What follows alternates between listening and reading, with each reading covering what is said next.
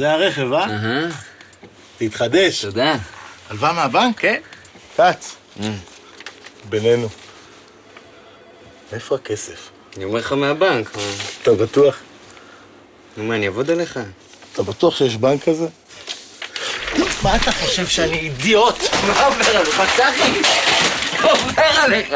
צחי, מהבנק אני אומר לך, אתה נורמלי? כץ, אני אתן לך עוד הזדמנות. יש אנשים שפשוט לא מאמינים לתנאים שהבנק שלך נותן לך. מאיפה הכסף? בנק יהב לעובדי המדינה והמגזר הציבורי.